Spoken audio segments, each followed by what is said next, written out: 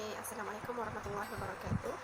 Nama saya Nafara Ayuni binti Muhammad Zainani, nombor matrik A16578. Okey, sekarang saya akan membentangkan tajuk untuk tugasan laporan saya bagi subjek etika kerja dan perkhidmatan Islam.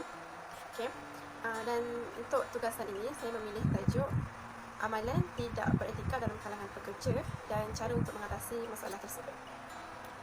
Okey, sebagai pendahuluan, kita semua sedia maklum bahawasanya di negara kita ini, negara Malaysia, terdapat banyak sekali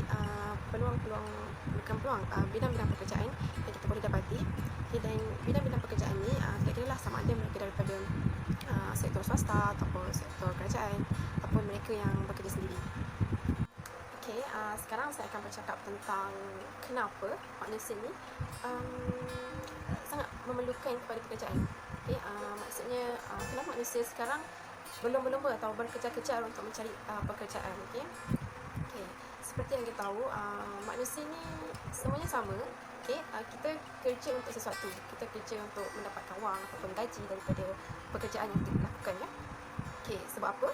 Sebab yang paling utama adalah untuk meneruskan hidup kita sendiri. Okay?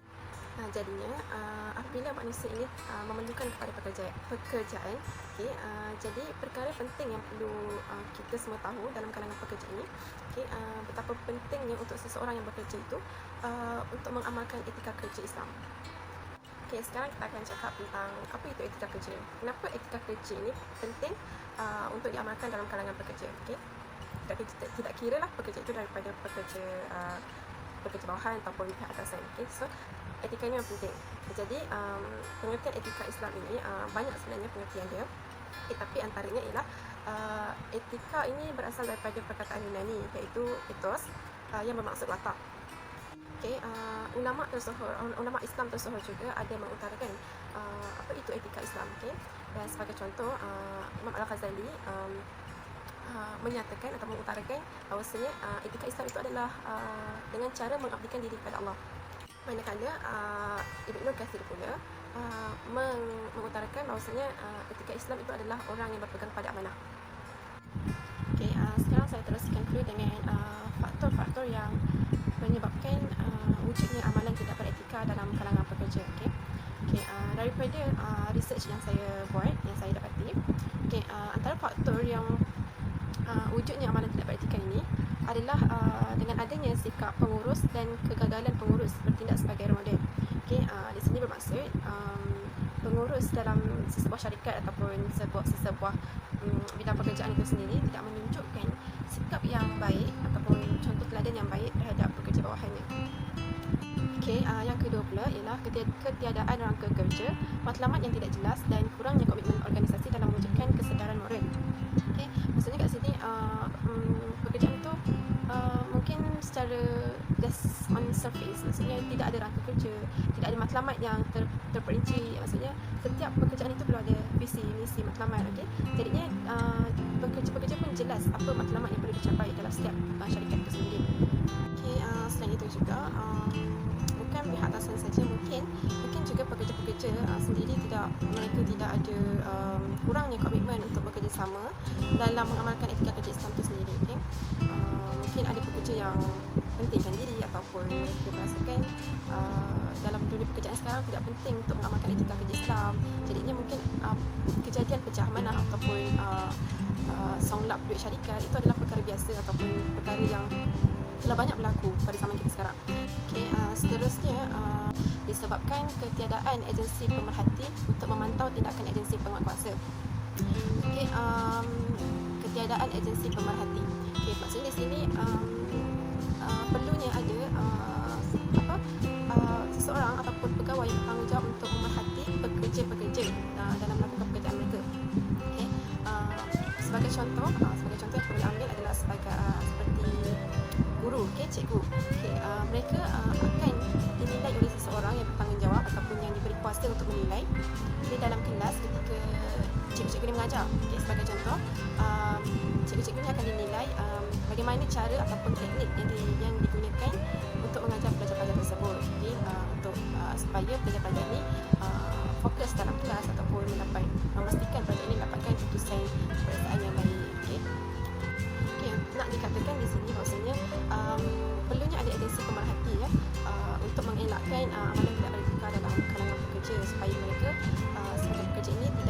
ikhlas ataupun tidak mengambil remeh tentang pekerjaan dan tanggungjawab mereka sebagai seorang pekerja. Okey, seterusnya saya akan teruskan kepada cara untuk mengatasi amalan-amalan tidak beretika dalam kalangan pekerja. Okey, jadinya setiap individu ataupun setiap pekerja, tidak kira daripada pekerja daripada pihak atasan maupun pekerja bawahan, okey, setiap daripada pekerja ini perlu menghayati beberapa faktor untuk mengelakkan amalan tidak beretika ini. Okey, sebagai contoh, yang pertama, setiap individu perlu faham iaitu konsep kerja ini sebagai ibadah. Okey, sesungguhnya manusia itu perlu tahu bahawasanya matlamat sebenar pekerja ini adalah semata-mata hanya untuk Allah Subhanahu Wa Taala. Okey, seperti firman Allah Subhanahu Wa Taala dalam surah Az-Zariyat, a'udzubillahi minasyaitonir rajim, wa ma khalaqtul jinna wal insa illa liya'budun. Okey, dan maksudnya ialah, dan ingatlah bahawasanya aku tidak menciptakan jin dan manusia illa liya'budun, kecuali untuk menyembah dan beribadat kepadaku. Okey, jadi poin yang kedua pula, perlunya ada dalam setiap diri individu, setiap pekerja itu perlu ada sifat menjaga amanah. Okey, menjaga amanah ni sangat penting. Mana bila orang atasan ataupun tak kisahlah orang atasan ke sesiapa pun yang memberikan kepercayaan kepada kita, memberikan amanah kepada kita, maka kita perlu menunaikan amanah tersebut dengan penuh rasa tanggungjawab. Okey, Allah berfirman dalam surah Al-Anfal ayat 27, a'udzubillahi minasyaitonir rajim, ya ayyuhalladzina amanu la takhulullaha wa rasul wa takhulu amanatikum wa antum ta'lamun. Sadaqallahul azim. Yang bermaksud, wahai orang-orang yang beriman, janganlah kamu mengkhianati amanah Allah dan Rasulnya, dan janganlah kamu mengkhianati amanah-amanah kamu sedang kamu mengetahui salahnya. Okay. Jadinya daripada ayat Al-Quran, daripada firman Allah tadi telah menjelaskan bahawasanya betapa pentingnya untuk seseorang itu yang diberikan amanah oleh orang lain kepada dia, maka perlu untuk menjaga amanah tersebut dan tidak menyeleweng amanah itu. Okey, poin yang seterusnya untuk cara untuk mengelakkan amalan tidak beretika dalam kalangan pekerja ini.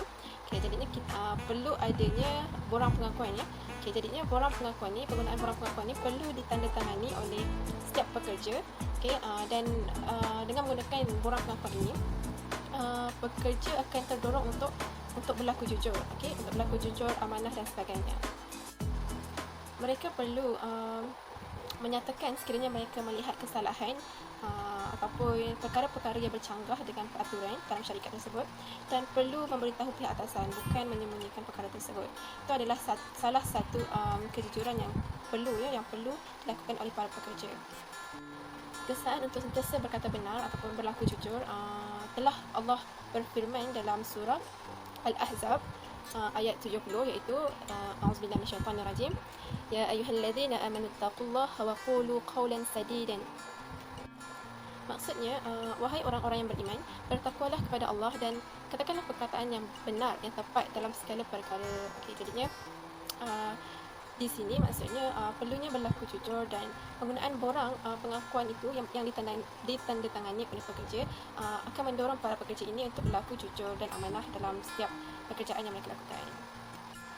Okay, poin yang terakhir untuk mengatasi amalan tidak beretika dalam kalangan pekerja ini adalah dengan mewujudkan sistem syura.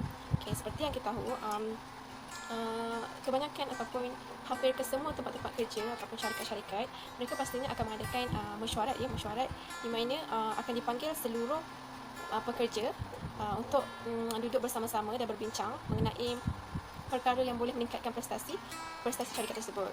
Okay, selain itu, dengan adanya mesyuarat ataupun syura, jadinya mereka ataupun setiap individu, setiap pekerja tersebut boleh mengutarakan cadangan ataupun buah fikiran yang lebih baik untuk sama-sama mempertingkatkan ekonomi syarikat ataupun menambah baik sistem pentadbiran syarikat tersendiri lah.